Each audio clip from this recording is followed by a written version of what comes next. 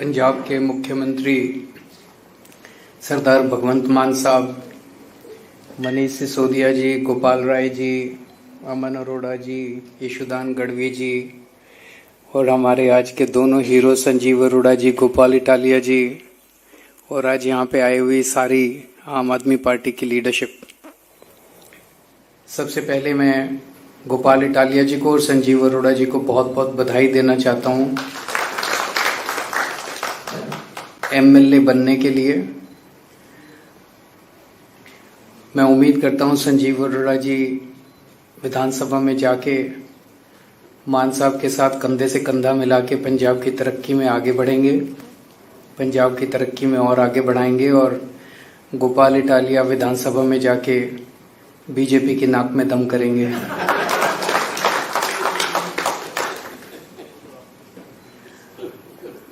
मैं गुजरात और पंजाब के लोगों का बहुत बहुत धन्यवाद देना चाहता हूं। उन्होंने इतना ज़बरदस्त विश्वास किया आम आदमी पार्टी के ऊपर और उन्हें बहुत बहुत बधाई देना चाहता हूं। मुझे बेहद खुशी है, आम आदमी पार्टी एक आज जो माहौल है, पूरी राजनीति है, इस राजनीति के सामने एक लंबी लकीर खींचने के लिए आई है, राजनीति को साफ करने के लिए आई है, एक साफ सुथरी राजनीति प्रदान करने के लिए आई है। और आज जो दो कैंडिडेट जीत के आए हैं, ये कैंडिडेट ही हमारा, वो एक अंग्रेजी में कहावत है, proof of the pudding lies in its eating. Sanjeev Arora ji और गोपाल इटालिया, इनका बैकग्राउंड देख लीजिए, बिल्कुल साफ सुथरी छवि वाले समाज सेवक लोग जिन्होंने समाज के लिए बहुत कुछ किया है। ऐसे लोगों को टिकट देके विधानसभा में पहुंचाना, ये केवल आम आदमी पार्टी कर सकती है और कोई पार्टी नहीं कर सकती। एक जमाने में कहा जाता था कि अच्छे लोग जो हैं उन्हें राजनीति में नहीं आना चाहिए, राजनीति अच्छे लोगों के लिए नहीं है। लेकिन आम आदमी पार्टी ने यह धारणा तोड़ी है, अच्छे लोगों को राजनीति में आना चाहिए, लेकिन राजनीति में आके मेहनत भी करनी चाहिए ताकि अगर आप जीत रहे हो तो जनता आपका साथ देती है। अगर आप अच्छे हो राजनीति में आ जाओ और सोचो कि अब मैंने आसान कर दिया जनता पे, अब मैं राजनीति में आ गया, अब जनता मेरे, वो नहीं। इन दोनों ने मेहनत की, आम आदमी पार्टी ने मेहनत की, गोपाल इटालिया ने मेहनत की, संजीव अरोड़ा ने मेहनत की, तो जनता ने जो भारी समर्थन दिया वो समर्थन अद्भुत था। इसका मतलब इस देश की जनता साफ सुथरी राजनीति चाहती है। इसका मतलब इस देश की जनता चाहती है कि गुंडे, मवाली, लुच्चे, लफंगे जो भर गए हैं आज पार्टियों के अंदर, उनसे छुटकारा मिले और अच्छे, ईमानदार, साफ सुथरी छवि वाले, काम करने वाले लोग राजनीति के अंदर आए। जिस तरह का मार्जिन है विक्ट्री का, ये अद्भुत है। 2 साल के बाद पंजाब का चुनाव है, 3 साल हो गए पंजाब में सरकार चलाते हुए। अक्सर कहा जाता है कि 3 साल सरकार चलाने के बाद एंटी इनकम्बेंसी आ जाती है, पर जो मार्जिन से संजीव अरोड़ा जी जीते हैं उससे तो लगता है कि एंटी इनकम्बेंसी छोड़ो, प्रो इनकम्बेंसी है। मतलब पिछली बार इसी विधानसभा में 1,15,000 वोट पड़े थे, इस बार केवल 85,000 वोट पड़े। उन 85,000 वोट में भी इनको 10,000, 10,500 वोट मिले हैं, जबकि पिछली बार 7,500 वोट में से जीते थे। इस बार 10,500 का मार्जिन है, पिछली बार 7,500 का मार्जिन था, तो मार्जिन भी बहुत बड़ा हो गया। तो इसका मतलब लोग पिछली बार से ज्यादा समर्थन देने जा रहे हैं, पिछली बार से ज्यादा समर्थन दे रहे हैं, थापी दे रहे हैं, पीठ थपथपा रहे हैं लोग, बहुत अच्छा काम कर रहे हो, आगे बढ़ो, बहुत अच्छा काम कर रहे हो, आगे बढ़ो।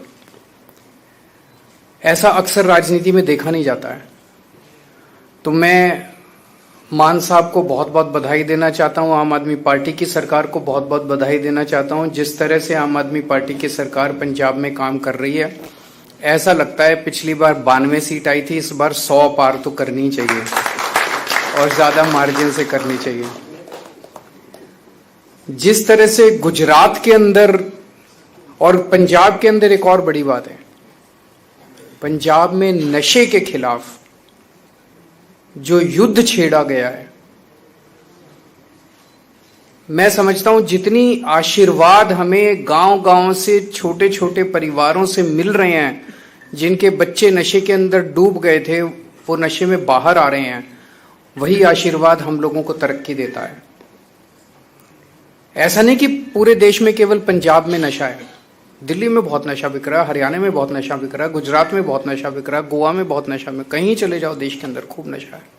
लेकिन जिस किस्म की नशे पे चोट पंजाब के अंदर पड़ रही है, बड़े बड़े तस्करों को पकड़ा जा रहा है, बड़े बड़े तस्करों के बुलडोजर चलाए जा रहे हैं, और चाहे कितना भी बड़ा नेता क्यों ना हो, मैसेज ये है कि उसको बख्शा नहीं जाएगा। बड़े से बड़े जो भी, चाहे आप कितने भी बड़े पॉलिटिकल नेता हो, अगर आप नशे के तस्करी में शामिल हो तो आपको किसी हालत में बख्शा नहीं जाएगा।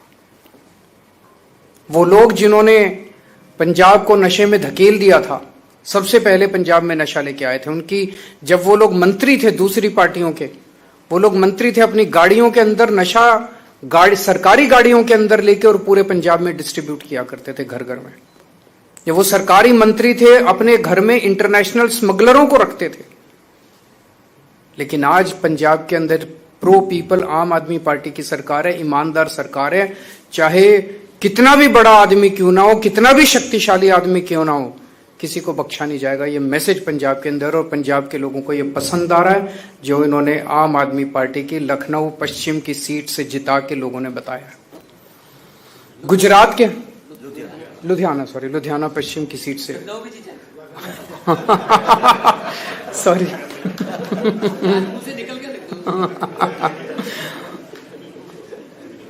गुजरात के अंदर जो मार्जिन हमारा आम आदमी पार्टी की उसका है, पिछली बार हम लोग ये वाली सीट बहुत कम मार्जिन से जीते थे, लेकिन इस बार भारी मार्जिन से, लगभग दुगने 3 गुना मार्जिन से, पिछली बार के मुकाबले 3 गुना मार्जिन से लोगों ने जिताया है।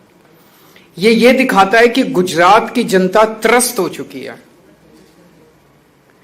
मैं अभी गुजरात गया था जब आखिरी बार चुनाव प्रचार के लिए, तो गुजरात सरकार में काम करने वाला एक मंत्री मिला मुझे, उनका मंत्री बीजेपी का।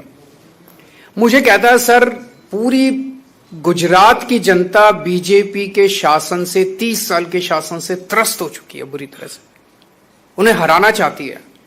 लेकिन बीजेपी की ऐसी पकड़ है पूरे प्रशासन और पूरे सिस्टम के ऊपर, पता नहीं ये हो पाएगा कि नहीं हो पाएगा।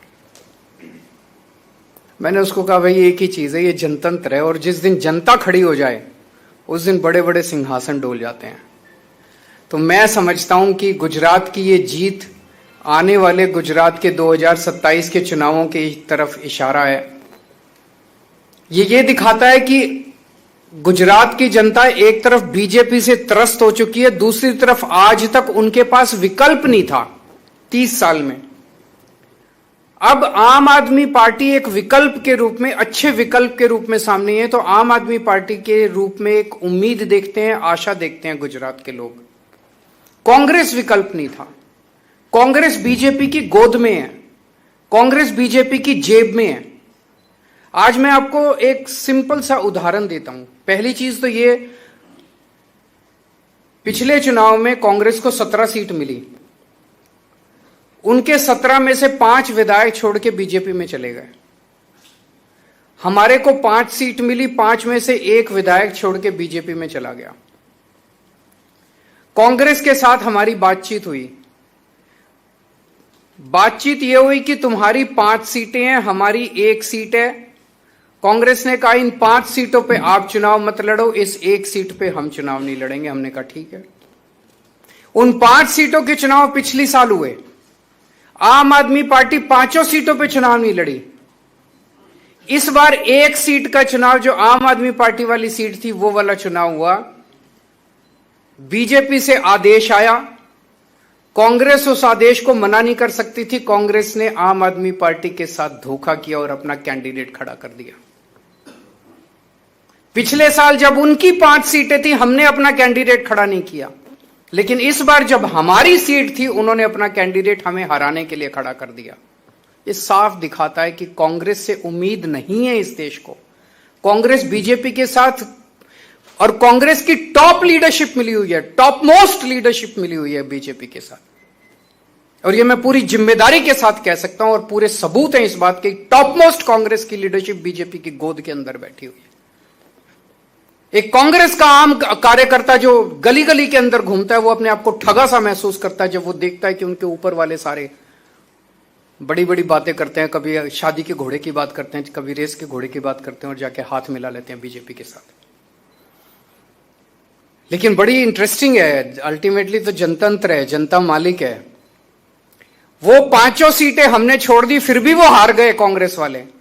उन्होंने 1 सीट हमारी नहीं छोड़ी, वो भी हम जीत गए। कांग्रेस के लड़ने के बावजूद हम जीत गए।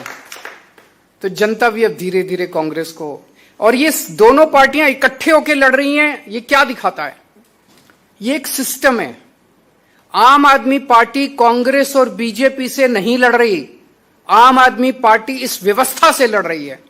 ये दोनों पार्टियां एक ही सिस्टम है, और वो सिस्टम है सत्ता से पैसा, पैसे से सत्ता। सत्ता हासिल करो, खूब पैसा कमाओ, फिर शराब बांटो, दारू बांटो, पैसे बांटो, साड़ी बांटो, बर्तन बांटो और चुनाव जीत जाओ, और फिर चुनाव जीत के फिर पैसे कमाओ और फिर चुनाव में पैसे बांटो। सत्ता से पैसा, पैसे से सत्ता, ये सिस्टम है इनका।